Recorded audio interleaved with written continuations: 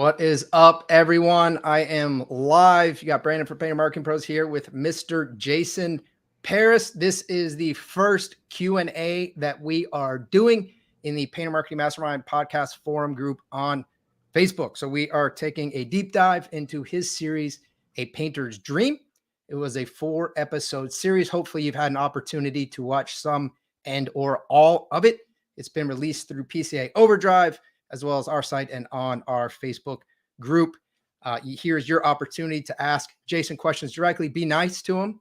He talks a lot about how you guys send him mean emails. Don't send mean emails to Jason. Be nice to him. A lot of mean tweets from people. A lot of mean stuff. Jason has his quirks and his viewpoints. Don't be mean to Jason. So ask him your questions. Say, hey, I did actually ask for people to roast me. So okay, roast them. If you want to roast them, you'll see how many people show up. But you want to roast me. If you want to roast them. We are going to give it right back. But Jason's going to come back with you, and then we'll see. And I will be mean. You want to see what mean looks like? We'll see how out of hand this gets. Hello, Kaylin. So make sure that you grant StreamYard access to your name. There's a little link we're going to throw up there. That way we know who you are. Otherwise, it's just going to say Facebook user. I think that's Patrick Santucci's here, but it says Facebook user. So Patrick, we're going to throw up a link for you to be able to identify yourself. So to start, to get the ball rolling, Jason, let's kind of do a quick recap of your 4-episode series. Yeah, that'd be great if you could do that. Oh, no, it's from you.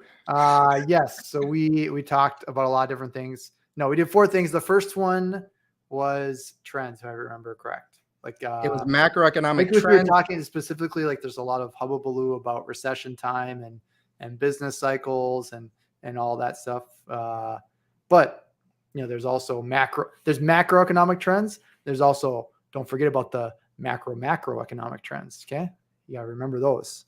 I don't know what that is. You got double that's like a double macro, right? So you got double macro, you got your macros, you got your micros, you got your micro works television show. But really, we're talking about recession. Does that matter in our industry? What are the overlying trends? Is talent flighting? Is it entering? Is there more or less demand? Supply and demand. Yeah. I mean, we talked for an hour about supply and demand. Pretty boring stuff. Episode 2, we talked about industry trends. So I think it was largely about the professionalizing of the industry. So there's top talent that is beginning, like you're seeing people come in that are not your stereotypical painting business owner now. And I think that's just the tip of the iceberg, as the kids say, where we're going to see a lot more of that. But some of the trends in the industry around professionalizing, younger talents getting in, a lot more tech savvy, entrepreneurial, things like that. Episode 3, building with the end in mind. Right. So what do you want in life? It's called intentional life design architecture. You get to be, and then most of us are like NPCs, even in our own life, but you get a chance to pop out and play game dev for a little bit. So start to architect that. Talked a little bit, I think, in that episode about exit strategy. So the different potential paths of the exit strategy in a painting company. Episode 4 was wild. Okay. That was pretty inappropriate. Free for all. But no, it was great. Episode 4, it was philosophies of business.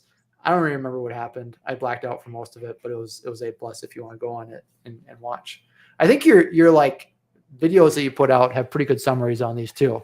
So if I was smart, I would just pull those up. I don't remember if I saw those on YouTube or what, but yep. No, I think you pretty much nailed it. So in Painter's Dream, you discuss what makes the painting industry so attractive. Aaron, okay. Can we talk about whatever you want, man? This is your show. Okay. Aaron, Edward is not even your last name, first of all. All right. It's Vitalik. No one can pronounce it, which is probably why you changed it. Or you're going through some midlife crisis. I don't know what's happening. And if it's actually a personal dig, I apologize for that. Your last name's Vitalik. No one can pronounce it, so you're using Edward. That's cute.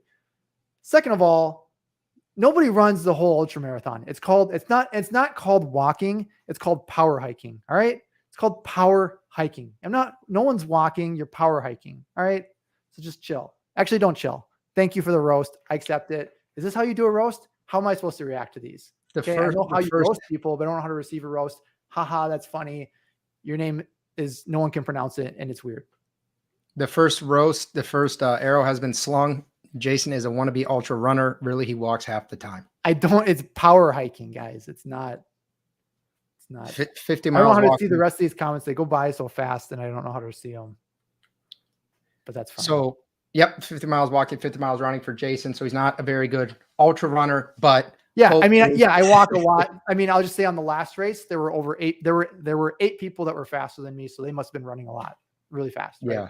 Right. If I was running the whole time, I'd be, faster than those 8 other people. Who knows? Yeah. Yeah. It'd be nice to not let 8 people beat you, but we'll let it go. Because you did beat, I think, like 100 people or something. So not bad.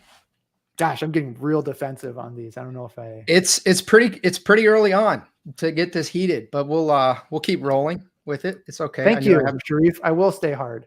I knew I had my hands. Hopefully that is a David Goggins reference. All right. I hope it is. If it is, then that's appropriate. Yeah, I love it, David Goggins. So, Jason, you said you had a lot of people reach out to you. Why do I have some echo right now? I don't know. You said you had a lot of people reach out to you after your podcast episodes. What were they saying? They're saying you're the best. I'm very impressed by you. And okay. I'm just going to let it go. Actually, are you recording these messages? Cause they go off my screen fast and I can't see them. I will make sure we follow up with all of them. Okay. A lot of people had questions about all foldings. I'll say that was most of the conversations that ended up happening. It must have been episode 3. I talked about founding partner in All Foldings. All Foldings is the one that operates all of Paris Painting. So I now am able to participate as a passive shareholder in that. We currently have 7 partners across the U.S. If you don't include Paris Painting, painting companies we've partnered in with to help them scale into a stable asset. So those were most of the questions. Just to shoot you straight on it. That's what popped up. All right. Just Aaron. Okay. There were more than 17 people at this race. And the thing about ultra running is I'm very humble. So I'm actually not going to defend myself. I'm just not. And it wasn't in Minnesota. I'm not going to tell you where it was because it's actually worse. It's actually not worse, depending on, it was in Iowa, but it was in Dubuque, Iowa, which is very close to Illinois, which has a big draw from Chicago. So it's actually, okay. Fred Hamilton, the professional. So I would just say the definition for me. Well, hold up, Jason. So okay. I'm gonna ask it because a lot of people are gonna just listen to this or they're listening to it so they can't see it. So Fred asked, Jason, what would be your definition of a professional painting company? As in, what would you say are the minimum, quote unquote, minimum requirements that a client should be able to experience from a professionalized business? So professional business for me is one that is not simply surviving, but improving, right? In the painting industry over the last 10 years, it's been very easy to survive.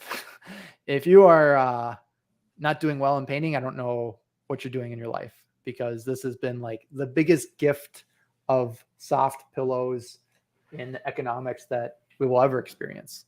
So it is, are you doing the bare minimum when it comes to your clients? So, I mean, there are certainly expectations I could list out, but I don't know if that's going to be uniform for every single business or every single person. Do you show up? Do you tell them that you're showing up? What does your communication look like? What does the customer experience look like? What does the product look like? I'm sure there are many different elements to that we could start to freestyle. But it's not just the clients; it's also your whether your employees or your labor. If you're using subcontracting, how well are they treated? Getting by or exceptional? And the last thing would be the business. Right? Is the business just getting by off what that looks like? I would call that profit. Is the owner making good compensation for their work that they're doing in the company? Right. So most people they're doing all the sales, they're doing some project management, and they're getting compensated for those roles, but there's actually not profit in the company. If you were to pay a market rate for those two things, a professional company would be one that's not just getting by, but is exceptional and has a profit, a healthy profit at that. All these things about professionalizing, they are what gets you ahead of the curve right now. In a more competitive market, it's what allows you to survive or stay above water.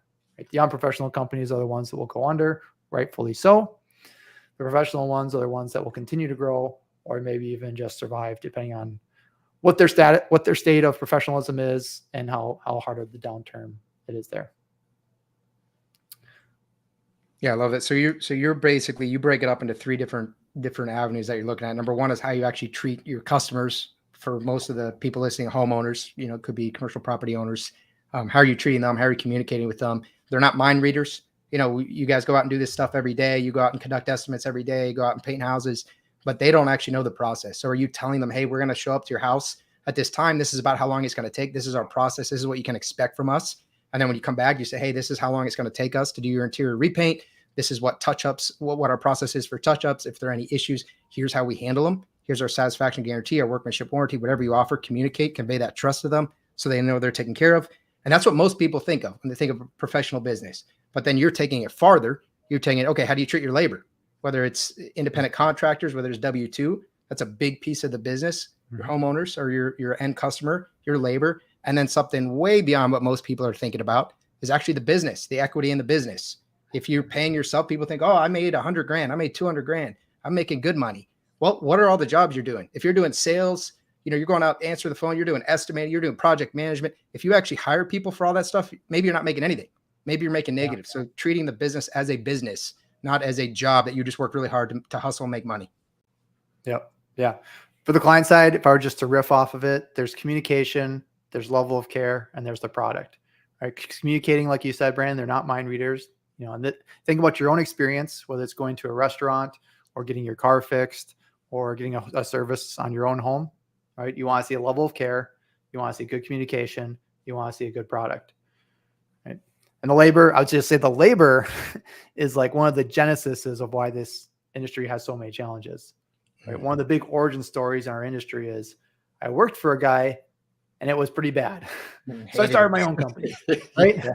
That's where all these businesses come from. That's where a lot of them come from, right? I worked for a guy, and you know what the second part of that is going to be, and it did not go so well, right? Because it typically doesn't. There aren't many professional companies. The onboarding for most companies is come here, learn by osmosis. If you get me in a tight pinch, I may give you a raise. I may not. Depends how hard you fight for it. What are the expectations? Who knows? That's not everybody. I do also think we talk macro trends. I do think the industry is shifting and changing towards professionalism, but that by and large has been the experience that most people have received. And it's no wonder it's hard to retain or attract, not retain, hard to attract top talent into this industry, given the experience that most people would have. Yeah. Yep. I love it.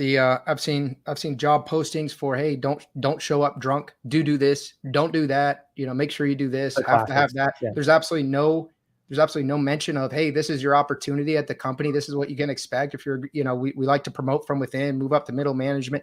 There's none of that. It's just, hey, you must do this and you must not do that. You don't attract the right kind of low pay, not a great environment. The only attractive components of getting into that is there's no drug test and no background check. Otherwise, why would you become a painter? Right? Yeah. Yeah. Fair enough. Okay. So a little love for Jason. So that's nice. P.S. I love you, Jason. Real question for Jason. Can you talk about the strategy behind building a leadership/executive team and tell a bit about the story of how you did it? Yeah. So strategy would be a series of plans. If I was thinking about the strategy of building a leadership team.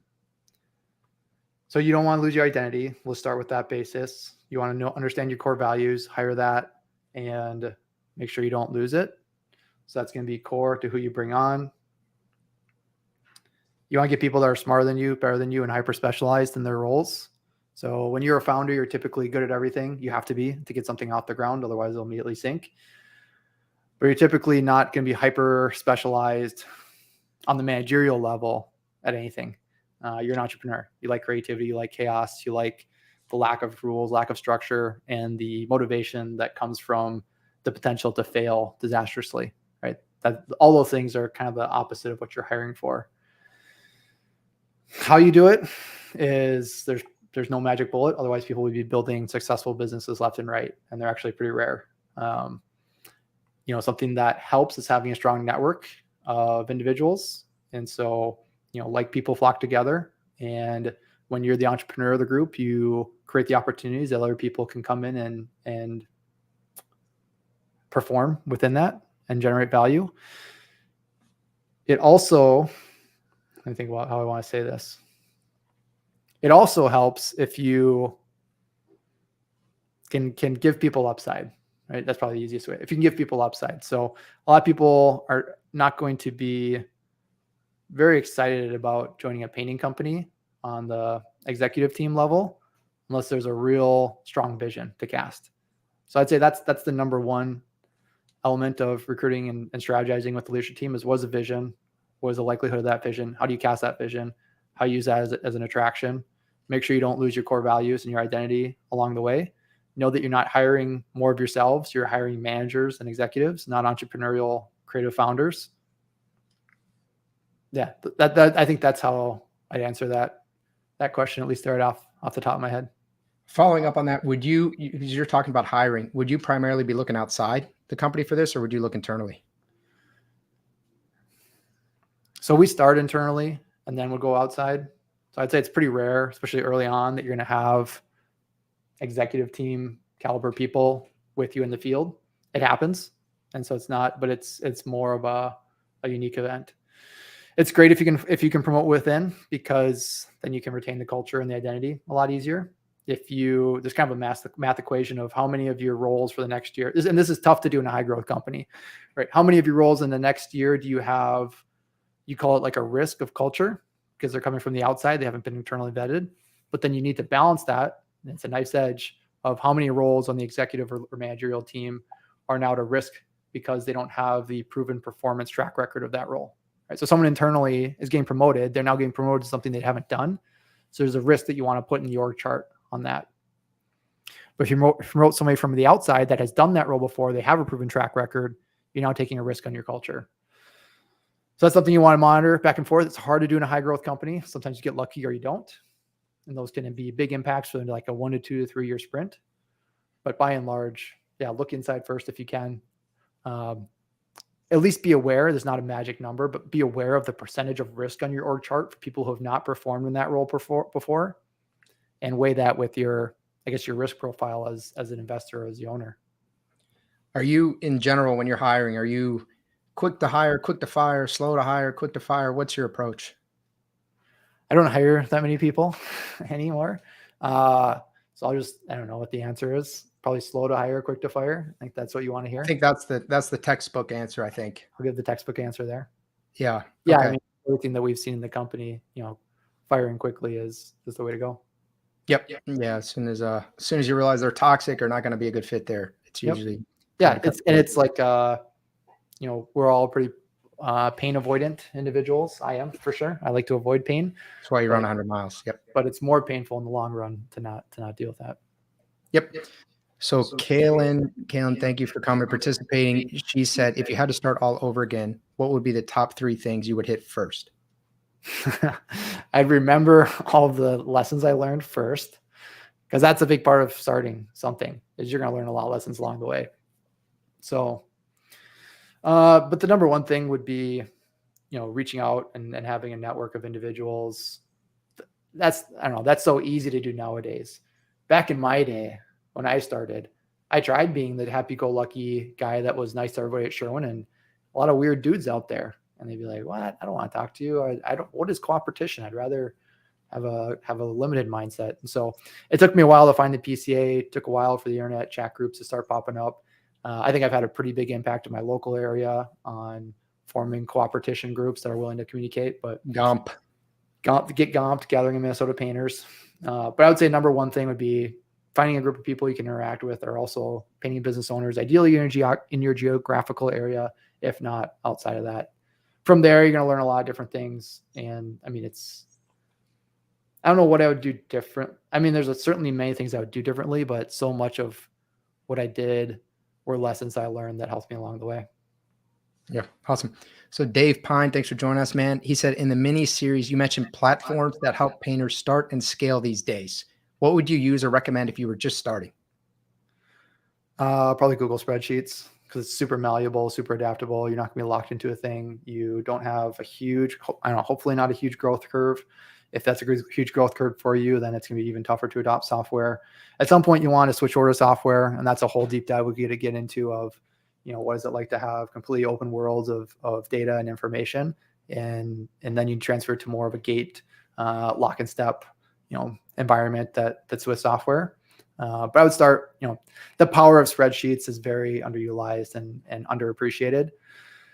But the tools that are available today, I mean, just think in the 1980s, people were operating with beepers and maps, right? Now we have GPS and instant communication tools. That alone makes it way, way easier to scale a company than it was, is that 40 years ago already? Okay, that's a long time ago. 80s are 40 years ago. So maybe that's ancient history for most of the group here. But I think having an appreciation for the tools that we have at our fingertips today is always something to keep top of mind. I don't know if we fully appreciate what's like to have real-time communication with anybody in the field, for people to be able to navigate their city or geographical area without domain expertise of all the roads and cities and turns and corners, or even the ability to have forward referencing calculations like spreadsheets have, right? These are not manual calculations. It's going to take a ton of bandwidth and brute force. It's instantaneous. And I don't think these things are fully appreciated. Awesome. So someone asked, this is an interesting question. It's a different kind of question. It says, how does your understanding of the main man, Mr. Jesus Christ, inform your business values? How much of an impact does your personal beliefs translate to company culture? Yeah, I think so. Company culture is going to be an extension of either the founders or the primary shareholders, typically. So I would say I'll start with Olive Holdings. A big part of our vision is to harness and democratize the equity in painting companies. And so it's not, I don't know, that's a pretty deep question.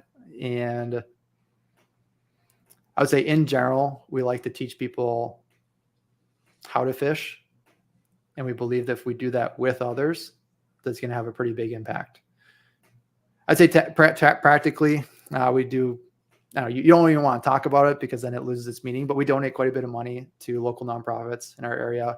That's something that I think is a practical show through of what our personal beliefs are. On the meta side, if you look at the vision and the value, or the vision and the goals of Olive Holdings. Okay. Conquering the fear of mammon is a core value and a core passion. Mammon means a lot of things to a lot of different people. It's the word that is used when I think it's in Matthew. It says you cannot serve both God and money. The word is mammon. Mammon to me and to my partners means any system or structure that man creates to enslave itself. This could be financials, the most common one, right? This could be greed. It could be pride. It could be envy. It could be fear. It could be self-doubt. These are all things that you now serve, and you're not able to serve what is your true calling, right? So mammon is like the enslavement that we can only put on ourselves, right? How do you break free from mammon? And it's really a fear of mammon. How do you break free from the fear of mammon? There's two ways. There's the shalom, right? There's the peace of God.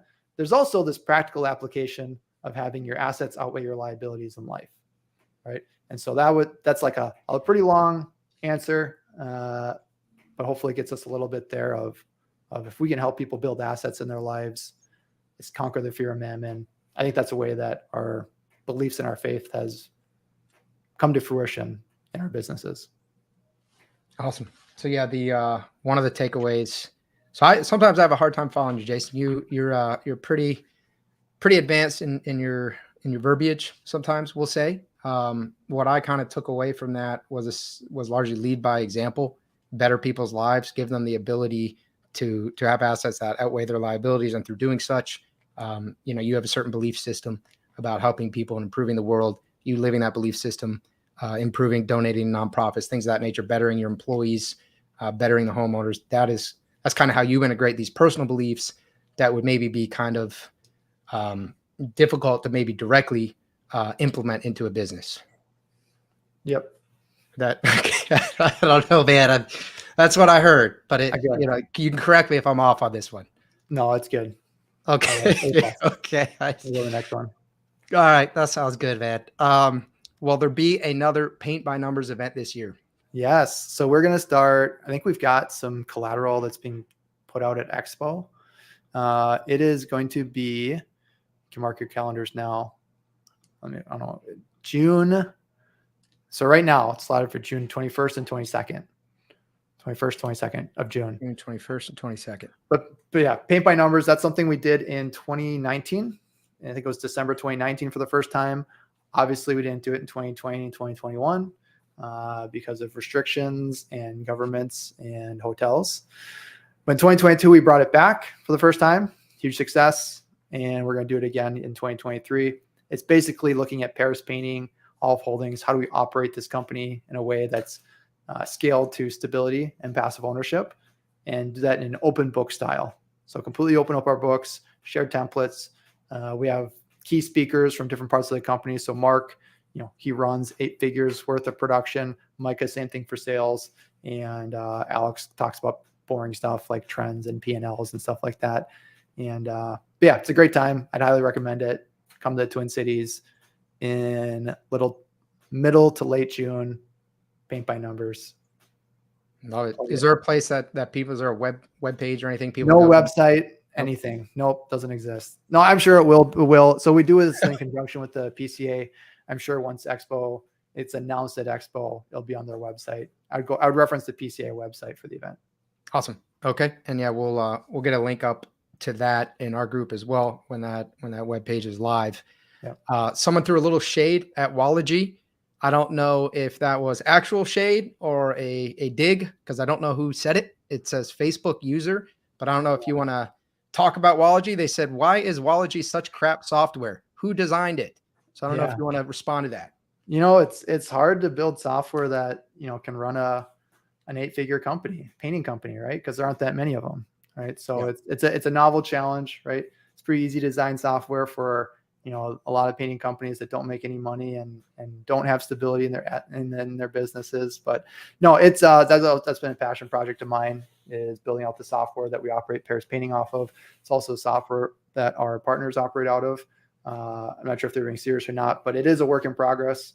This is something that we're continually iterating and adopting, and it's not an easy thing, nor is it cheap, but it gets better every day.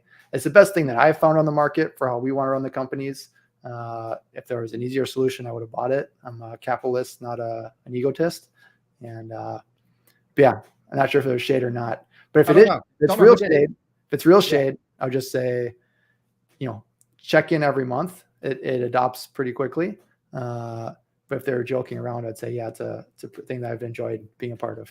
Yeah. Yeah. So Wallogy, so you do roll that out. You include that for all your partners at Olive Holdings? Yeah. Well, yeah. I mean, they don't have to, but we highly recommend it's an option though. Most people will take on Olive Holdings as a partner because they want some domain expertise and support in scaling their business into an asset. And so we'll come in and say, here's a software we recommend you operate on. We can lean in the best and support you if you're running on this, because now all the companies are. So it's pretty easy for us to run reports and ID the key issues and identify where we should lean in as a partner to help solve the gap. But in theory, it's up to everybody. But I would not expect Olive to partner with somebody if they don't want, Olive to be involved in their company. Yeah. So let's touch base on it for a second, because a lot of people are listening to this are not really going to understand what Wallogy is. It's a CRM. It's software. It's called an enterprise resource platform. So you guys have all been around softwares and painting companies, and it's the basic premise is having all of it into one spot. So this is something we started building for Paris Paintings about 4 or 5 years ago, knowing that we would grow it into a larger holdings. And so instead of having all these different apps in many different spots, we put into one spot, custom fit to how we want to run the painting company, right? So there's a real dichotomy, and there's a lot of different solutions out there. I'm not knocking. I mean, there's a lot of great solutions out there, right? More power to everybody. I can already see the tweets coming. They're gonna be mean. But this person, just as a heads up, this person did say that they were joking about that, but it gave us a topic to discuss here. So I would just say, I'll say, like, this is not something that we sell. I'm not interested in selling software. Don't have any interest in selling software. Don't have any interest in that, because there's a very real difference between a product that you use for performance and a product that you use to sell, or that you build for performance and a product that you build to sell. Right? If you're and the painting contractors are the worst. I've told they're just the worst. If you're going to try and build a product to sell to painting contractors, they don't know what they want. They don't know what they need. They have like all these, they have these stupid ideas of things that they think are going to take them to the next level. And they're the dumbest things. It's like hiring a marketing company for the last 10 years. Who has a hard time marketing? I don't know why. When you have this giant tailwind of an economy with the boomers are retiring. Now in 2023, Brandon, I'll give you some credit. Okay. Maybe now is the time. I don't know why I have you on these things. Maybe now is the time to hire a marketing company. But I'll just say in general, painters are the worst. The pool of professional contractors that could actually adopt a software that's custom crafted to scale to 8 figures, that has all the reporting in that allows for passive ownership. It's going to be so minutely small. It's software that we built for our company and our partners, knowing that you're building it for performance, not for marketing and sales. Love it. All right. It's an object-based oriented software off of C# language.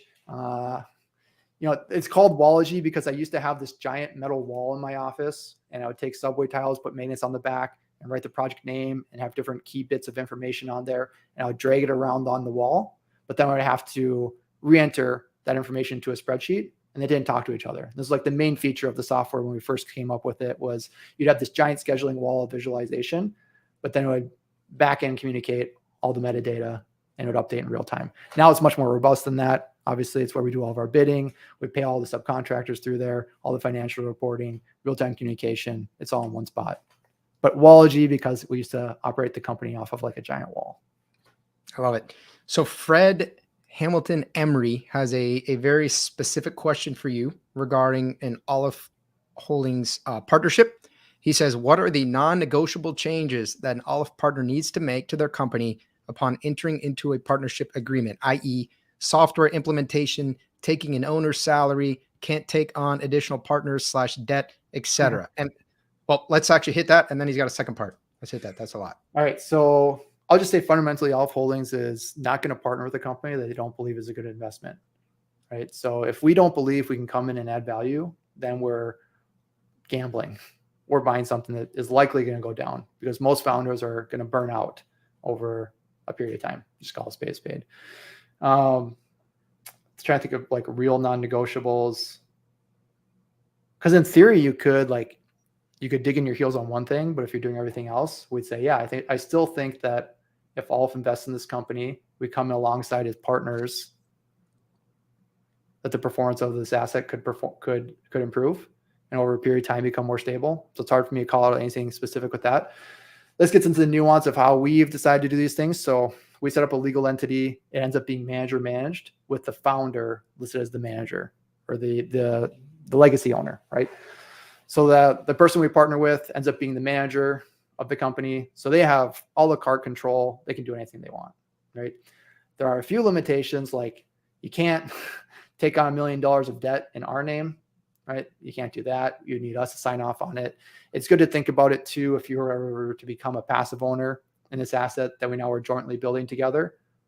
What rules or what restrictions would you want the manager that we've now hired to have, right? If you're a passive owner in this business because Olive Holdings has come alongside you and scaled it up and now you're able to be passive, would you want the manager that gets hired to have the ability to take on a new building mortgage in like downtown Seattle?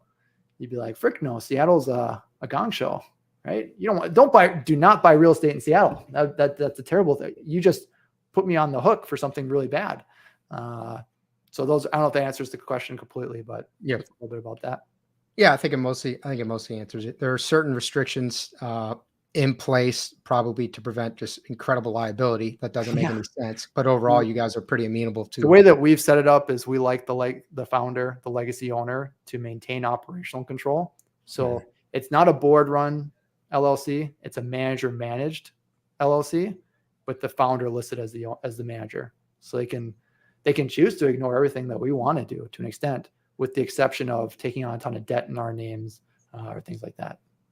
And so the actual legal entity, it's almost like you guys create a holding company and then they get the majority of it and you guys own a minority partnership in that holding company. Yeah. So if we want to get into like the nitty gritty of it, what we do is we end up starting a new company. So it's truly a new venture with a DBA of the legacy company.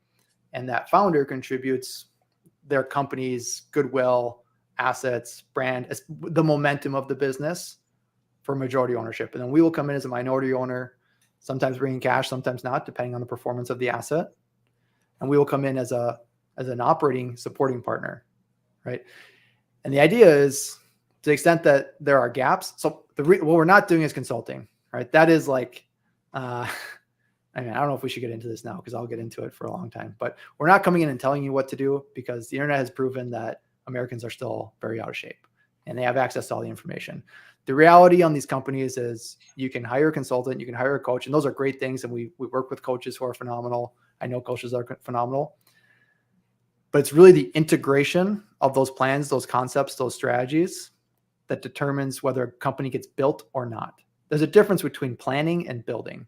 A lot of times most people are not going to build a company on their own.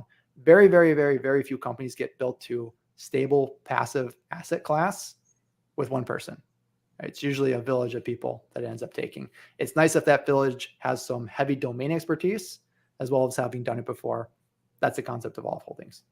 Yeah, love it. And you talk a lot about kind of being able to see around those future bends in the road, problems and situations that people who haven't been there don't even know exist. Right. This is a conceptual, whether it's scaling a painting company, or let's say I bought real estate, commercial real estate in Ohio.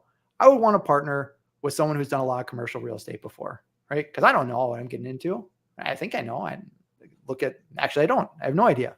Right. So if you're gonna get into investing, it's nice to do it with partners. Everything I do is with partners, whether it's raising a family with my wife, who is my partner in that. Buying real estate, building multifamily housing, that's all done with my partners. Same thing with painting businesses. Yep. Yeah. So if you're not running an 8-figure painting company, so you're doing over 10 million, then odds are that Olive Holdings has some information that they could share with you. Even if you are, right? You may want to diversify and start to realize some of the equity that you have.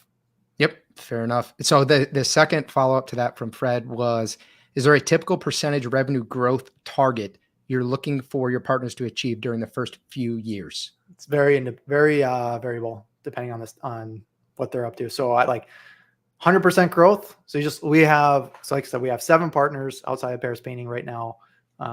You have some that have doubled.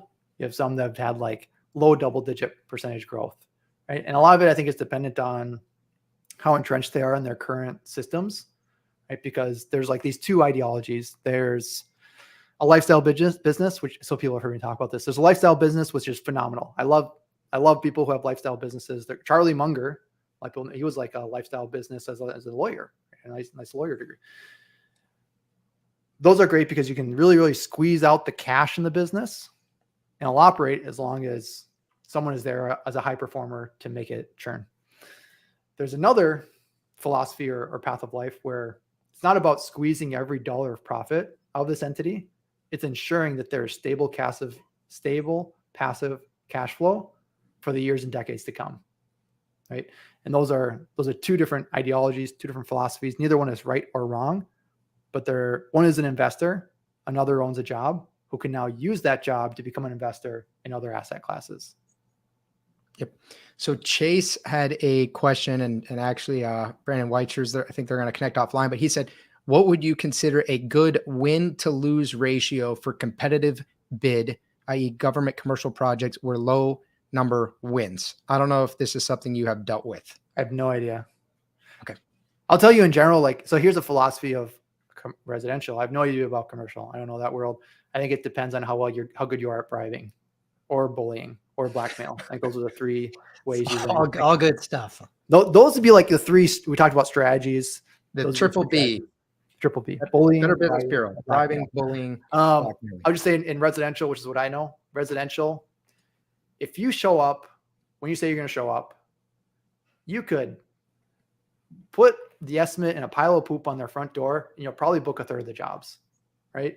It is like just show up, give a bid. You don't have to find their needs. You don't have to get them to trust you. You just show up and give a quote, do the bare minimum. You will likely book a third of the jobs, right?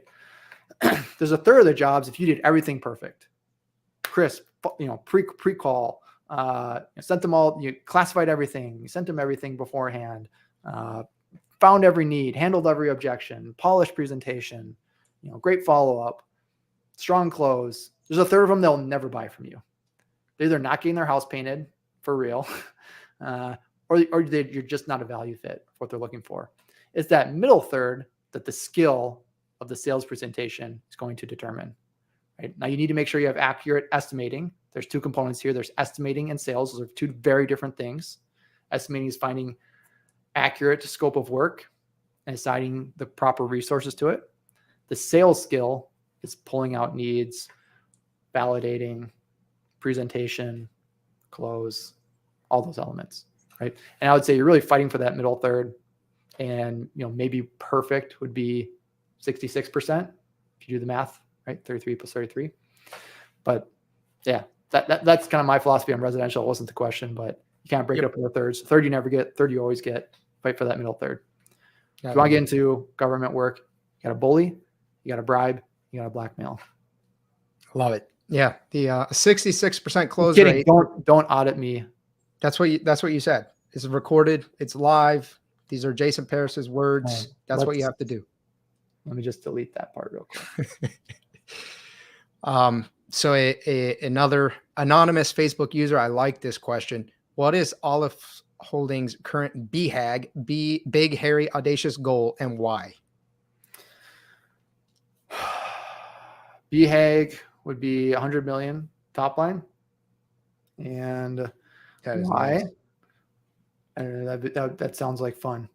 No, it'd be a lot of business owners, a lot of families. So what we had said? We had said 100 families making $100,000 or more passively. That's our goal. Right? That's awesome. So, we have multiple BHAGs out there, so don't do the math on those first two because I don't know if they fully align. But the BHAG is around, can we get 100 families making $100,000 or more? That's one of the goals that we have. So that would be 100 painting company partners that have partnered with you where they're making over $100,000. It could be them. It could also be some of their key staff, right? Ooh, yeah. We may say like, multiple hey, here's someone that's been with you since the beginning. They're part of a builder. Mm-hmm. Now they have real upside, right? Because you say, hey, I've partnered with Olive Holdings. Now we're really going to scale this company and pour some gas on it. And if you want to continue to be a builder, a key driver in this business, equity could be on the table for that individual. Yeah. Right. So it may not just be the business owners. It might be some of their key staff that can participate in that upside as well. Man, that's exciting. I love that BHAG. That is, I love that one so much more than just the top line revenue. Top line revenue is what you always hear. I like 100 million because that's a big one. But 100 families. I just made that one up. So I'll just say that first. Did you just make it up? Yeah, Did you just make that up? You didn't make up the 100 families though. No, that's a real one. Okay. That's documented in our vision quest that we did out in Idaho. Okay. We did not do peyote or anything like that, but we did have a vision quest. Yeah, well, that's pretty cool. Yeah, I like that one a lot. So another Facebook user, I like this one. Accountability. How do you hold crew leaders accountable for not leading? That's interesting. Hitting goals, profit margins, painters not abiding by SOPs. You don't give them the option. You don't make it optional. So if you're talking about compliance, people don't comply if it's the what's it called? Take the path of most resistance.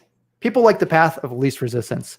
If you give them an option to do the path of most resistance, typically they're not going to take it. So you don't make it an option. And whether you are leading with a carrot or a stick, this is your job, right? And sometimes a lot of these items are either there's not buy-in, they're not believed in on every level, or they may actually be working against the well-being, the productivity of the individual, but for the holistic good of the company. So I'll give you an example would be sales reps. Sales reps are the worst. I hate salespeople. I never talk to anybody in our company that sells paint jobs. They just drive me nuts. Yeah, you kind of need somewhat of a joke there, but not joking too much.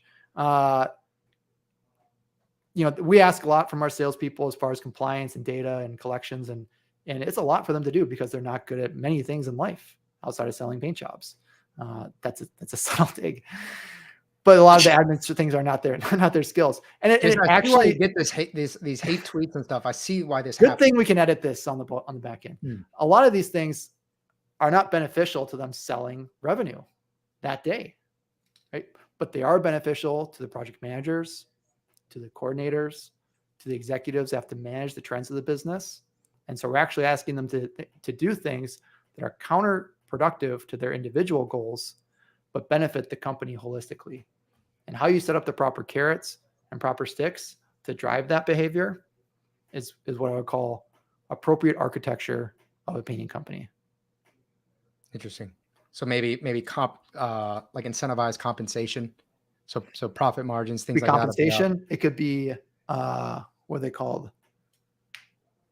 Verbal kind things that you say to people. Attaboys. Attaboys. Using DISC maybe. Jason Phillips is big on communicating with people the way they like to be communicated with. Right. It's different. And I would just say, if we could solve performance with money, praise the Lord, hallelujah. That would be awesome. Money does not drive everybody. And you can't just buy performance in a business. You need leaders. You need managers. You need soft skills. That's worth a lot. And I would just say in our company, we pay a lot of money for people that are good at that. Yep. Because you can't just, if I could solve all of our business needs with money, Yahtzee, game over, super easy, right? One of the biggest challenges as you get to scale is how do you lead? How do you not just manage, but how do you influence, right? Those are the things that have a lot of value. Yeah. Yeah. People problems is a tough thing, right? How to make it all work. Yep. So Brandon Weicher said, what are the top 3 marketing areas where most of your leads come from for new clients? I would just say that changes every single time somebody asks me this. So right now, I would just, so people who have followed me for a long time, flyers and single piece actionable flyers have been our bread and butter for a really long time. These are flyers that are individually hung on door handles. They're like got this rubber T-band on. Someone has to engage with the piece standalone. That has given us by far the highest ROI. That's been like fun. Saw a huge drop in the ROI this spring on that. Sorry, last spring on that. And so now we pivot, we shift, we go a little sneaky. Canvassing, door-to-door canvassing right now is our highest ROI activity. We do a lot of different things. If you're talking about new clients, it's going to be number 1 is repeat referral. So referral work would be number 1, 2, job site marketing, 3, whatever the hot active thing of the day is. And then there's 20 other tactics. Our director of marketing is always trying at any different moment, seeing where the trends are moving and what we want to pour gas on or pull off. Love it. So yeah, you have to be adaptive. Things change. Your ROI and different marketing channels change. You don't want to be fully dependent on one channel because that is not. That's good. Actually, if there's more than 15% of your resources, probably more than 15% of your outcomes coming from a single resource, that's a red flag for stability. And I don't care if that's marketing. I don't care if that's labor. I don't care if that's electricity. I don't know what else you could have. Those are like the 2 main inputs. But I'd say that's like a red flag for us. That's a red flag for me as a passive owner of Paris Painting. I don't want to see any single thing getting too high. And that's actually something this is interesting. Like this was 2 years ago. We started to de-risk ourselves from flyers because we were saying like, hey, this is great. I love the ROI. But what if? So you start to think more long-term about the stability of your asset, not just the short-term performance. So Brad Ellison, nice little comment. Next. Yeah, all right, we'll skip it. No, I'm just kidding. Not even gonna say it. His second best live event today. Brad had his own live event, so he's just letting us know that we're doing okay, but not quite as good as he is. Fred said that he looked jacked during that interview too. I don't know if he had like a pump going on, but that guy's got some, he probably had a protein smoothie. He had some good delts and some good traps. He nice pumped work, Brad. Before that. You 100% know that he pumped before that. So Fred said he's in person in Minnesota. It was an eye-opening experience in how Olive works with their partners and why. So that's really cool. John asked, what are some items or areas that you are currently working to improve or grow in? Personal, professional, family, whatever you feel like sharing. What's your next win? Okay. Should I just pull this up? So I don't know. For Q1, I'm kind of nervous, but okay, you do you. So Q1, I have my like personal side. In that, within it, there are 3 buckets. There's spiritual, physical, and mental. Spiritual, working on some scripture memory.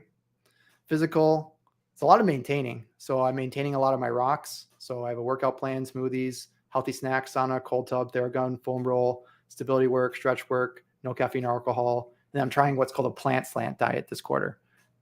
Don't ask me about it. Ask me about it in person. I love talking about it, but it's going to annoy a lot of people. Mentally, really working on my pre-sleep routine. and then maintaining my morning routine. That's it for Q1. It's pretty easy. The next big category is family. So there's personal, spiritual, physical, mental. Then there's family, wife, children, estate. Wife, recording. So I'm recording how I help around the house every single day. It's my personal thing because I think that's what's going to bless her the most. Children, I read them a book and we do cuddles every night. And I'm doing a work day with each kid this quarter. I'm almost there. On the estate, we're doing some work on our fireplace. So I'm getting all that scheduled. And I'm cleaning up a punch list that I have from when we moved into our house 4 years ago. That's Q1 for family. The last category is world. And so I have my vocation and I have helping others.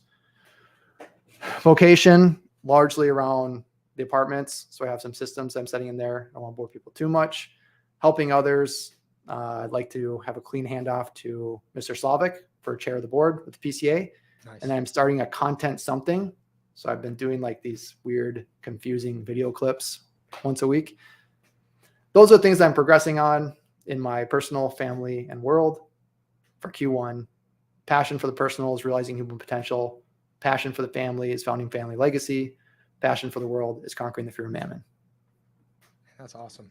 I know John is going to love that answer. Thanks for that in-depth response. Someone asked, long-term, how do you see the 1099 model being able to professionalize and scale while at the same time being attractive to new talent and labor versus the W-2 model? So 1099 right now works really well. If you think about 65% of the labor being Hispanic, and a lot of Hispanics are immigrants, and people come to America to live the American dream, which a lot of times is framed as self-employment or business ownership. So it's a great way to have that badge of honor of owning your own company when you're 1099 without necessitating all the different value add areas of the business. Right? So someone may be a really good painter, but they may not have the emotional intelligence to interact with a client. They may not have all the abilities to do an estimate. It's actually a pretty hard thing to do accurately. They may not have all the organizational skills to have a job, get scheduled and happen at the right time and stay on that project the whole time. Or even the cash flow management that's required to cash flow the whole thing. But if someone's really good at painting, they can do that really well. Scaling that makes it a lot simpler because you're looking at people who are specialists instead of having larger or more generalists. So there's a bigger pool to pull from. It also works really well in the northern half of the US because it's very seasonal. So instead of having to scale up and scale down through the employee model, you can grab and then release 1099 subcontractors. What was was there another part of that question? It's basically, how does it compare to the W-2 model in terms of professionalizing and attracting the talent? For professionalizing, I'd say they're obviously both great models. They both have the pros and cons. Subcontracting is not an easy button. W-2 is not an easy button for a lot of things that it gets told that it's really good for. I think a lot of it depends on the strengths of either the founder or the executive team. And so there are some people who are really, really good at the craft of training painters, and I would recommend a W-2 model for them. There are people who are really, really good at the craft of logistics, and I'd recommend a 1099 model for them. I think you can scale a lot. I think it's pretty clear you can scale a lot quicker with the 1099. And with those scales of top line revenue, you're able to afford the different layers of management that help necessitate or they're necessary for professionalism. I don't know if there's definitely not a right or wrong. There's a reality of what is the labor percentage wise in this industry and what are their preferences. But both are great models. At Paris Painting, we started out all W-2, then we went 50-50. All W-2, sprinkled in some subs, 50-50. There were mostly subs with some employees. Then we were almost all subs. And now the pendulum's starting to go back the other way. So there's no right or wrong. Paris Painting has been through every evolution, and it really depends on what the needs of the moment are. Yeah, I think people have this sort of misconception that if you use 1099s, then you can't professionalize.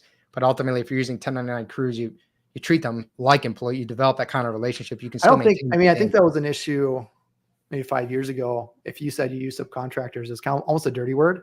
And it was like the one thing that the franchisors got right. I'm not going to bash them too much, so I'm not the chair of the PCA anymore. But yeah, using 1099s, I don't know if that's a big issue right now are head trashing the industry. I was just say the only people who care are painting contractors who think they're God's gift to earth because they only use W-2. Nobody else cares, right? I think it's interesting to kind of track the different head trash cycles that you have in the industry, right? So I do think 1099 or subcontracting was a head trash area in years past. And then I don't know. I could future cast. I could say what they currently are right now, but if somebody asks, we'll get into it. Okay. Someone asked, do you partner outside the U.S.? We're exploring somebody in Canada. It's basically if we feel like they're going to be a great fit and if they're committed to, then we'll go through the legalese of what that actually means. But probably not. I mean, Canada is basically northern Minnesota. So that's about it. Pretty close. How does the Olive partner model differ from running a painting franchise? Okay. So franchising, so there's how do I say this kindly? It's basically incentive architecture. There's two things. One is incentive architecture. So I'm going to go real hard against franchising. So if you are a franchisor or you sell franchisors on the side, turn off. Send me the tweets. All right. That's a great place to put the hate mail because I never read them. Okay. If I'm going to go real hard slant against franchising, it would be, I'm going to hire somebody. I'm going to sell you a franchise. And as long as you have the cash, this works great for me. Right. I really hope that you're successful and profitable. I hope you are. I hope so much. Godspeed. Thanks. You are going to spend a lot on marketing because at the end of the day, I'm getting a percentage of your revenue either way. Even if there's a loss, I'm going to take that. My worst day is I get to resell that territory because you cacked. That's your worst day. Partnering is the opposite. Right? I'm actually not trying to sell anybody. We're not trying to sell anybody on partnership because we're the one that are making the cash investment. We're the ones that are putting the skin in the game, right? And then you either win or lose with that partner. There's also franchising is kind of the ivory tower, right? Here's how you should do it. So first of all, anyways, I'm not going to information is not that important anymore. The internet exists. Processes aren't that big of a deal, but there's this information in the ivory tower. I'm going to come and tell you what to do. And I really hope you do it. I really hope you do. As opposed to a partner says, here's what needs to happen for the business to scale and stabilize. Are you going to do that? Or am I going to do that? What things are you going to do? What things am I going to do as a partner? Because I'm in it with you. It's that difference between ivory tower and yoking up with somebody in the field going shoulder to shoulder. But franchising is great. I have a lot of great people that I know run franchises and we've recruited a lot of people who have formerly worked in franchising and their souls couldn't take it anymore. So they came over to Olive Holdings, but it's really good for some things. They certainly have top line revenue. And even though the units are small and they turn over a lot, there are also success stories out there too. I don't know how good of a save that was, Jason. Awful. No, they're actually good too. They suck your soul, but they're good. Not yours. I mean, just whoever. There are people who have worked in franchising, and it's a tough architecture, and it's been really easy for us to recruit top level talent out of that. Got it. So this one, I'm a little bit nervous to ask, but I'll throw it out there. It was asked. I'm kind of feeding them as they come. What was your most embarrassing childhood experience? Gosh, I got a handful of them. So in elementary school, I'll start young. Elementary school. So I have a lot of social anxiety. If you've seen me around crowds, you're probably not surprised by that. I seem super nervous right now. Before elementary school, I would go to daycare and I would sit on the periphery of the room and I would read every single book in the bookshelf. Not because I loved reading, because I didn't want to go play with the other kids. So that made me kind of analytical and thinking a lot. Then in elementary school, was it elementary school or was it junior high? No, junior high. Junior high, I would take my lunch tray and I'll go eat in the bathroom until the bell's about to ring. Then I would come out of the bathroom, put my tray away just as the bell was about to ring. Because I didn't want to. Probably a lot of insecurity. Who knows what it was. At high school dances, I don't know if you ever, I still do this sometimes in large crowds, but in high school dances, I would be at one side of the gymnasium and I would pretend like I was walking very intentionally to the other side. I wasn't going there for any reason. I was just trying to kill time. And then I'd walk back and I'd be like, oh yeah, I'm definitely walking with a purpose, just trying to avoid the anxiety of social interaction. There was one more. Those are probably good ones to start with though. Those are pretty good. Yeah. Yeah. Those are pretty good. All right. Well, it does seem like you've come out of your shell quite a bit because you're doing a Facebook Live right now. This is great. Quite a few people and recording, and you're chair of the board of directors. So congratulations to you. I've definitely grown as a person from my childhood traumas. Yeah. maybe I know you had mentioned previously on our podcast that you went and you did door knocking when you got Paris Painting started, and how that was really difficult for you because you were introverted. So I think sometimes entrepreneurship and business ownership can kind of force us to overcome some personal struggles. Yeah, you can be very, very motivated, and you go against things that you don't really like to do because your drive outweighs your desire for comfort. I love it. Yeah. Well, kudos to you, man. So I love this question. How does your pre-call sound on inbound leads? So inbound lead, what does that call look like for Paris Painting? Paris Painting, it's a great day for painting. How may I paint you? Is that how may I paint you? No, I don't do that. First of all, I haven't taken a phone call in 4 or 5 years. But are they saying how may I paint you? Who's painting who? No, they say something much more lame. Like, hey, this is Colin. So first, okay, one of our guys that takes the phone calls, his name is Colin. He doesn't even do this. So if your name was Colin, I've told him to do this no less than a dozen times.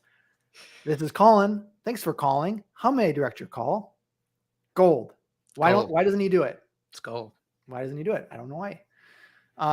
Dang it, Colin. They probably say something boring like, Paris Painting, this is Colin. How may I serve you today? Oh, so awful. Yeah. It's like, so professional and awful. Thanks, Chick-fil-A. This is great. How may I serve you? My pleasure. Yeah, thanks. One of the most successful business models of all time. Whenever I answer the phone, I don't get, first of all, if you're not on my contacts list, my phone doesn't ring. So I don't get any calls. But I will, most of the time, people who have found my phone number some way or another, I will say, Paris Painting, it's a great day for painting. How may I paint you? Or I'll say, All of Holdings, it's a great day for holding. How may I hold you? I like that second one. Yeah, think about it for you guys as companies. Just this is like the fountain of wisdom coming out right now. Yeah, no, 100%, man. Take it, digest it. Yeah. All right. Well, kind of trailing on that. When are you going to do a real vision quest with some real peyote or some similar psychedelic compound? Yeah. How have your feelings about psychedelic induced business vision questing evolved over the year? Yeah. So far, I've actually never taken a psychedelic outside of, I had coffee one time in college. I was doing a paint bid. I was doing an estimate. The guy offered me coffee. You take the coffee, you try and sell the job. You were exploring. It was college. It was a crazy my time. Pants, right? Just coffee's the worst. So I've never done even a marijuana consumption. I'm not opposed to it philosophically. I'm actually very open-minded to those things. I have two concerns. One is the burnout concern. So I've interacted with a lot of people and they're like, yeah, man, I don't know if you knew this about me, but I've actually done like a lot of drugs. I'm like, no way. I never would have known. I say that sarcastically because it's very clear that they've like fried some things in their brain. So I'm worried about that. That's like, you can like tell when someone's a little bit fried. The second concern I have is, gosh, good thing we can delete this later, but it's kind of like pornography, Brandon. We're not deleting this, right? We're just, we can delete whatever. I don't believe that. It's kind of like pornography, right? It's kind of like, by consuming a marijuana plant, by consuming pornography, are you missing out on something better, right? When you consume pornography, are you missing out on the higher fulfillment of your sexuality that comes by having a monogamous relationship with one partner for life, right? Is there something more fulfilling that you can achieve by doing that? Same thing with, I think, drugs, psychedelic drugs. Again, I'm very open-minded to this. I'm not even closed-minded at all. I'm open-minded. I go on a retreat every single year. It's 3 days of silent meditation, and I get to some pretty freaking sweet places. And it mimics a lot of what I've read psychedelic experiences are like, right? And I've done fasting and heat exposure and cold exposure and 100-mile races. For those of you who don't know, I love to talk about it. But the 3-day silent retreat is where I get into those deep, deep mental trances. And it's what I've read about, what I've heard people say about with psychedelic trips. And I worry if that's like the greater thing that I could be cheating myself out of by taking those shortcuts. Now, there are counters to both of those arguments, right? I've heard some great counters, right? You talk about exercise. Like exercise actually, it doesn't blow out your knees, but it can make you stronger. So are these tools that get you to a place as opposed to, are the drugs the place itself, or is it a tool that gets you to there? So far, I really enjoy my meditations. I enjoy getting to psychedelic experiences through natural pathways. So I've not yet partaken in those, but I'm not closed off to it. You do ice baths. You do extremely long runs. You think of this nature. Yeah. So yeah, Jason, you're one of my more difficult podcast guests. And not difficult in a bad way, but difficult because I start to just listen to you. And I realize I actually have to run this podcast. So normally I'm taking I always notes. tell people not to Start just kind of sit down. I'm like, I probably have to say something at the end of all this. Sure. Well, this is nice because you have questions. I've been intentionally not. This is helpful. Down. Yeah. Like if I go down, I kind of just get into a zone. I'm reading the questions. I'm don't trusting take my you job. that you are reading the questions. This is my job. You're not allowed to do that. That's my value out here. I'm putting a lot of trust in you on this, so I hope that you. Yeah, I read them mostly right usually. If you could recommend a specific resource, see, this is my job. I'm very good at it. A specific resource to help business owners learn the ins and outs of Excel. This is a great question. Of Excel/Google Sheets, what would be the best place to start? Somebody else asked me this, and the answer is just do anything. I don't care. So that's spicy, Jason, coming at you. I don't care. Just try something, right? I don't know what's best. Go to YouTube. Go on the Google. Nowadays with Chat GPT, you can ask the AI to make what you're looking for. But as far as understanding the basics, the real answer is you have to take action. You have to do something. Where's the best? It's kind of like people, how do I get in shape running? Start by walking, right? People are like, oh, am I following the 80-20 protocol or the Hyman protocol? Or, what's the best training plan I got to figure out so I maximize my, like you just start doing anything. Just start doing anything. Yep. Just start watching any videos. The best thing you can do is to get a mentor, right? And someone that can work with you shoulder to shoulder so you can talk about, here's what I'm trying to do. And they can show you something and get real-time feedback, right? That'd be like option number one. Option number two is just start anything. I don't know what's best. Just go to Google, go to YouTube. We live in this very, very odd information age that may not last forever. It may last forever. Who knows? Society may collapse, but they definitely didn't have it 30, 40 years ago. And the likelihood of you picking up a novel skill is much higher. Also, the AI phenomenon that's happening right now is going to take the need for technical expertise out of the formula for execution, right? So people used to, most people never execute anything because it takes a lot of work. Right. And then it's like, well, I don't need to work that hard because now I have technical expertise. And that was true for a long time. Now you don't even need technical expertise. You just need to be able to ask the question and get the support because the AI is there. It can do it for you. So it gets easier and easier to execute. I'm sorry, spicy Jason coming out right now, but there is no best. The real answer is start with something, find a mentor if you can. Otherwise, start with anything. I actually don't know the answer. So maybe this is my insecurity popping out. I'm sorry I yelled at you. That was a great question. And you're going to do great. I'm glad that you're learning and improving yourself. There's a lot of great resources out there. When I was learning new resources 10, 11, 12 years ago, I went to lynda.com or something to learn Photoshop and After Effects and stuff like that.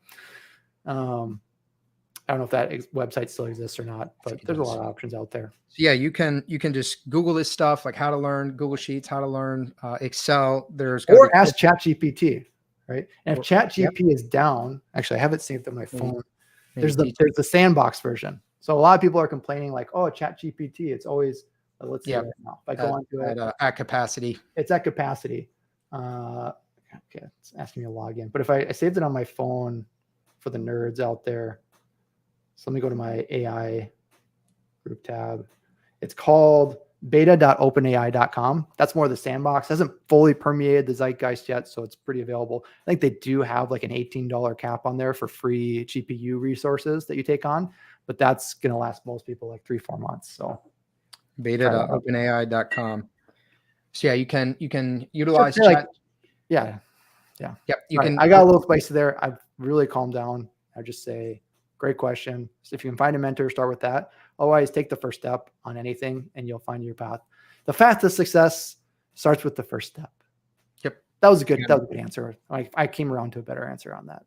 It's good. Yep. Yeah. And there are courses you can find. There's Coursera, Teachable, just Google this stuff. And then as far as finding a mentor, so if you go to Fiverr, Fiverr.com and you search for, let's say, Excel teacher, Google Sheets teacher, you can hire people pretty cheap from India or Pakistan or whatnot who actually go on and tutor you on this stuff. So Excel, I will tell you from experience, is incredibly powerful. You don't need to know 1/100th of what it can do.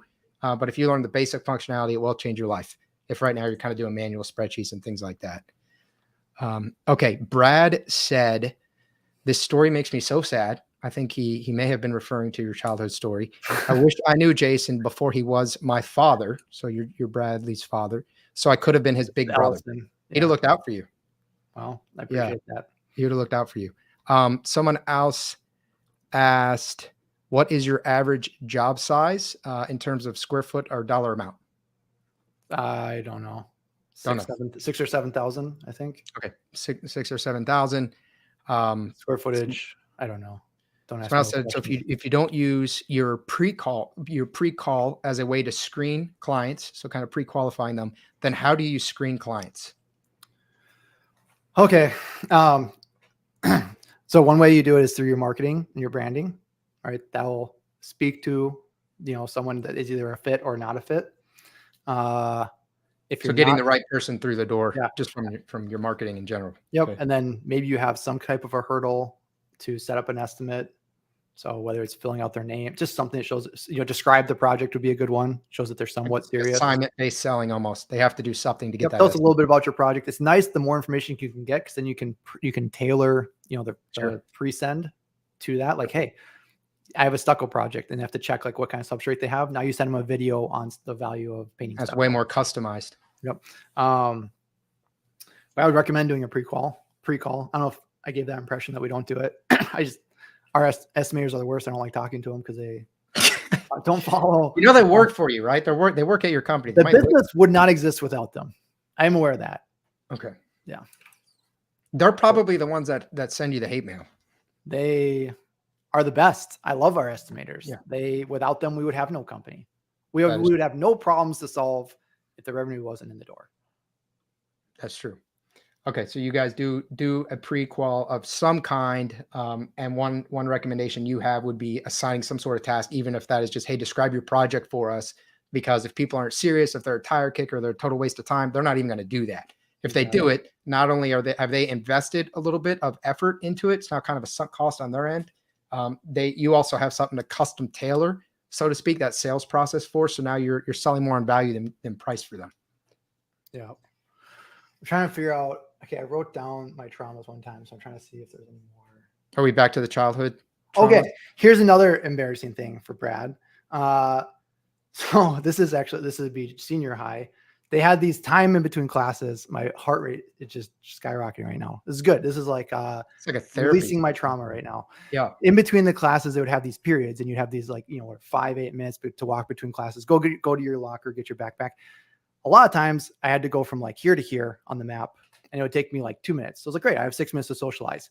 Again, Jason does not like to socialize. He has a lot of insecurity, a lot of social anxiety. So I'd walk these needlessly complex routes around the school, just trying to kill time until I got to getting in the classroom right before the bell rang. Because there was one time when I got there really early, and the teacher just like looked at me with pity. That's how I internalized it. Maybe she didn't. It was just my own. Okay, we're working through it right now. And so that was that trauma. And then, okay. Actually, I don't want to talk about these things anymore. Okay, are we done? Okay. No worries, man. Someone asked, do you use a software to create your SOPs? No, I don't. Do you document them? So SOPs, okay, standard operating procedures. We use Word or Excel to use those, because we are not bogged down by the execution. Sure, I'm sure there is software that makes it prettier or nicer or easier to do. We have enough bandwidth and grit to where that hasn't become an issue for us to execute. If it was like, oh, frick, we have all these ideas for SOPs, but we just never do it. We never have time. No one ever adopts it. Then we'd move more tech. That's maybe not the best answer, but just the real answer for what we do. Ours are like very simple. I think I used like just really basic graphic shapes in the past to make like flow charts and stuff, but these are like pretty simple tools that you can get online for free. Okay, someone else asked, how many jobs does Paris Painting do a year? I don't know. 1,000? 2,000? No, over two. What do we do? I don't know.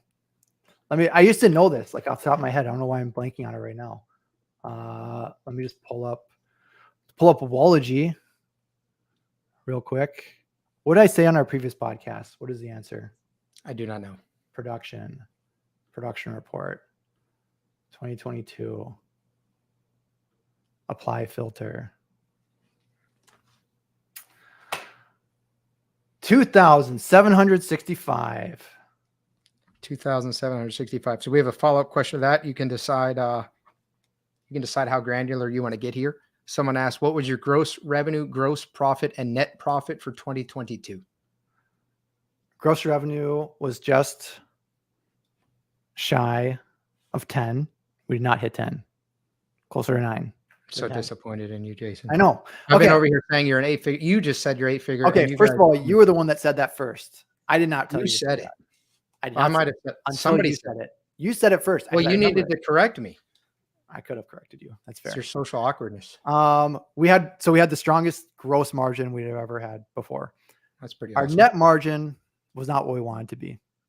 It was in the mid to low teens for net because we spent to achieve a $10 million target and didn't achieve it. So we committed to the overhead. In a seasonal business, you especially front load a lot of that overhead. Also, we were more sales restrained than we were production restrained. And we didn't want to make any cuts on the production team because I think we have a world-class production team, especially leading into 2023. So that's a little bit of, we'll probably dive granularly into this at PBN 2023 as we do a deep dive into 2022, talk through our learnings and how we've applied that to the business modeling and the business forecasting of 2023. But high level, those are some answers for you. I love it. So Dave Pine had a 3-part question. Number 1, goodness, who do you like talking to in your company? We'll just take this one at a time. Who do you like talking to in your company? Anyone? I'm thinking. I like talking to Darcy. Darcy. Big shout out to Darcy. Darcy's pretty cool. Caleb is cool. Darcy, I don't know what she does. She's in cubicle land. Fun to talk to, though. Yeah. She's really nice. That's why I like her. I think she works with customer experience under Nate's team. Either marketing or I think it's customer experience. I think that's what she does. So she's awesome. That's probably why she's so great to talk to. Caleb is also on Nate's team. So maybe there's a through line here. He is like a marketing guy. He's just cool. So I like him. You like marketing guys. Not you. Yeah. Well, I meant other marketing guys. I know. Like Caleb. Caleb's all right. Just kidding. I don't like talking to Eric. Eric is our CFO. Yeah, and I like him as a person. Kind of a naysayer, sort of. But he's always saying no. Yeah. Like and I'm always telling him, 1, you have to spend money to make money. Yeah. That's 1. 2. The private jet was a good idea. It was necessary. 2. This is a balance sheet activity, not a P&L transaction. Yeah. So shut your mouth. That's why I don't want time. Yeah. He doesn't get it. No, I like talking to Chet. Chet's awesome. He's more fun. And he's really, really cool. Micah's super fun. He's our VP of sales. Caleb is awesome. He's a marketing guy. Darcy's cool. She's a really nice lady. I don't fully understand what she does. And then I don't know if there's anybody else. Probably you, because you've interviewed me like every single week for the past 2 months. You like me enough, so that's good. And then I like people who talk in memes, that text me memes, and I text them back memes. I love it. All right. Dave's second part of his question was, do you have anything against people who don't make families? Respond by tweet. I guess you can tweet him. So this is one of the biggest. So America is actually pretty well positioned, but mostly due to immigration because we're the coolest country in the world by far. But yeah, population collapse is one of the biggest existential threats to most developed countries. China is going to cease to exist as a country in the next decade. This is one of the biggest drivers, I think. I mean, I'm just telling you. You can mark it down. China has been faking their numbers for a long time. We know it, but they just started to release and announce how bad it is. They do not have a working class to replace what's going on right now. They don't have the people to continue to survive as a country. And they import everything that's important. They import a lot of fuel and a lot of grains. America's actually pretty well positioned for this. I have nothing against people that don't make families, but I did listen to the Joe Rogan podcast. Okay, first of all, I was following Peter Zeihan way before he was on Joe Rogan, whoever posted Jacob. I've consumed all of his content going back 10 years because I love Peter Zeihan. He's phenomenal. And yes, I did listen to him. And I am on the amount of hours I've committed to consuming his content over the last 3 weeks. has been a high number. But yeah, nothing against people who don't make families. Now, if you don't, yeah. Okay. I'm actually not going to get into it, but I would encourage people to make families.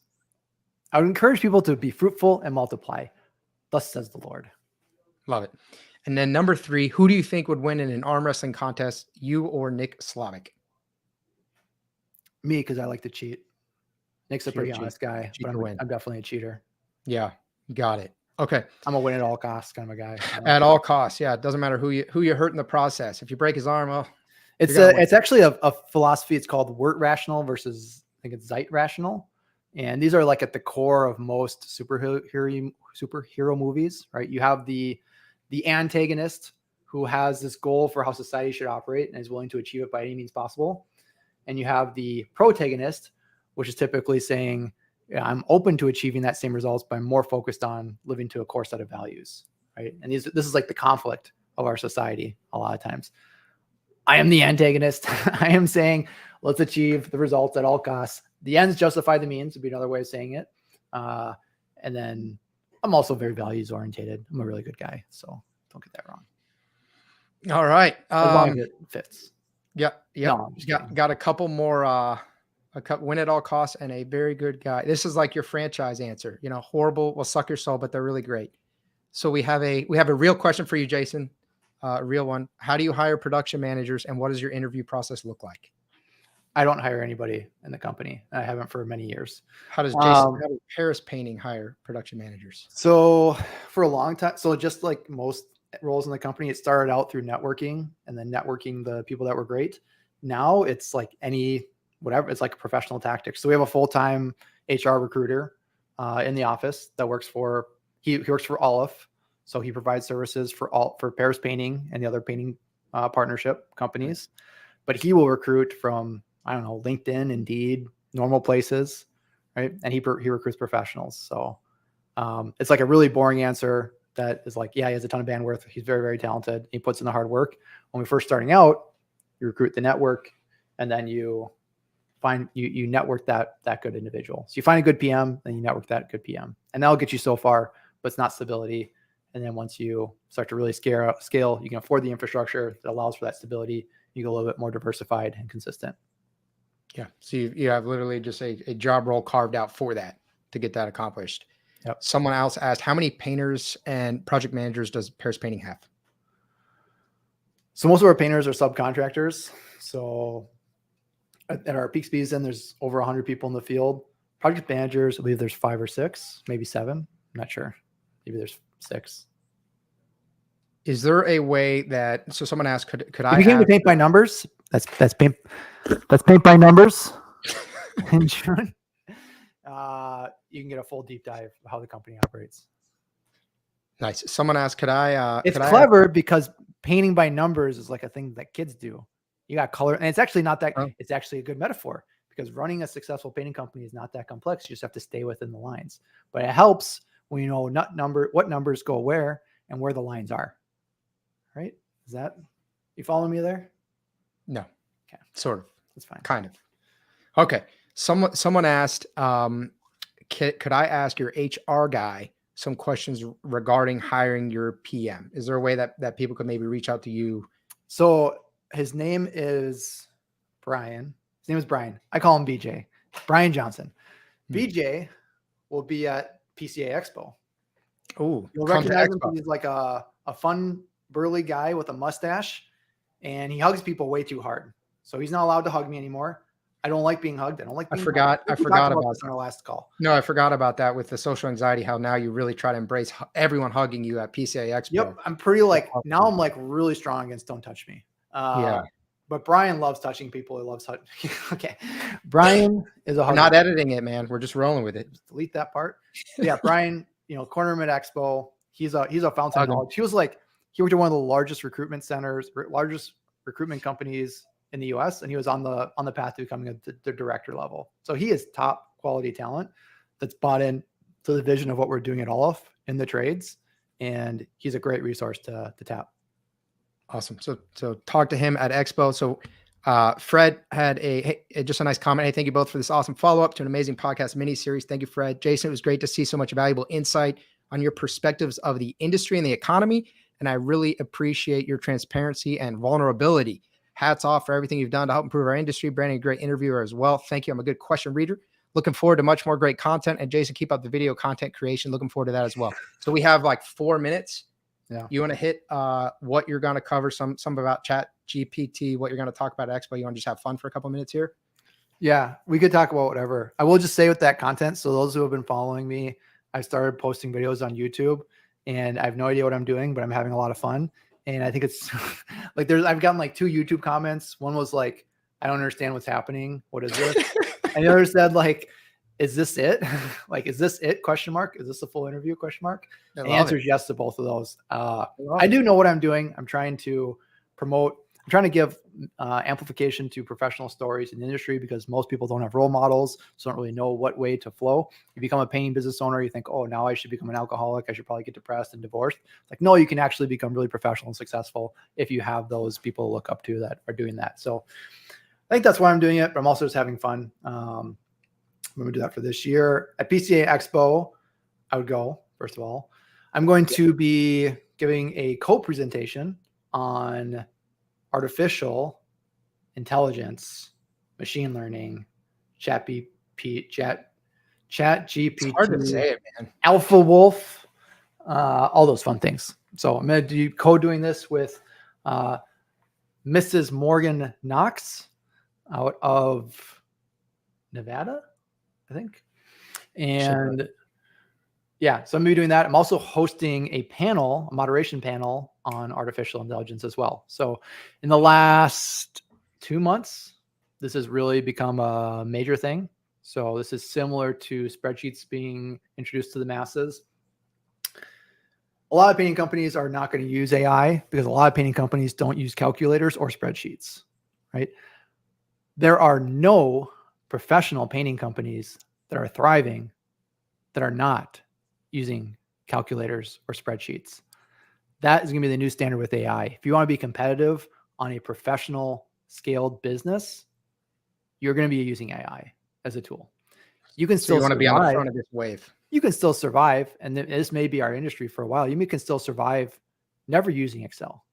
You may still survive never using AI. But if you want to grow and scale and be competitive, you're going to have to adopt the new tools that everybody's starting to leverage. Your competitor's just going to wipe you out.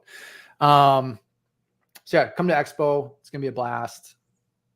There's information somebody posted on. Yep. It's PCA Paint Ed. So PCAPAINTED.org/Expo. So you go to the PCA website, you can register for Expo there. Yep. When are we going to become enslaved by robots? Is that in the next 10 years? It's not really enslaved by, it's more like we are the servants of them. No, it's like we are, it's more like we are birthing the inevitable outcome of humanity's purpose. Right? Like we get destroyed by them? No, it's not destroyed. It's like it's like a caterpillar, right? Was the caterpillar destroyed when it became a butterfly? Or was it always meant to become a butterfly? Was consciousness always meant to be restrained into these flesh bots? Or was it meant to be released into AI?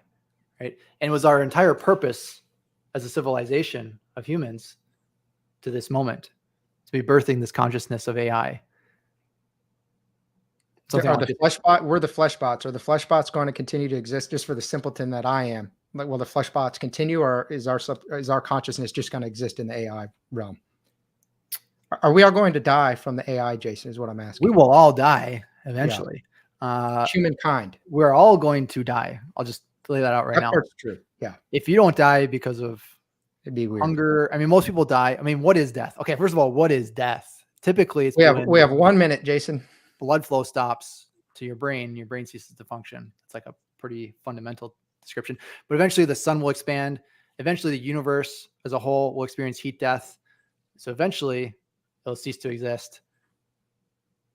But yeah, I think AI is awesome, man. Well, it's a conundrum. You left me with a lot to think about. There is maybe more to consciousness. There may be more than consciousness. there may be the spiritual. And maybe consciousness is a lesser reality than the spiritual reality. And both exist within these flesh bodies. So while AI may be mimicking our consciousness, it may not be able to mimic and replace the spirituality. And is our spirituality solely restrained or constrained to these flesh bodies? I love it. All right, Jason. Well, thank you. I get to kind of sit down and go on this journey with you when we have these conversations. I appreciate your time. Thank you again for conducting this series. The series was truly incredible. It's the first series that the Painter Marketing Mastermind podcast has done, a 4-part series. You are absolutely a leader in the industry.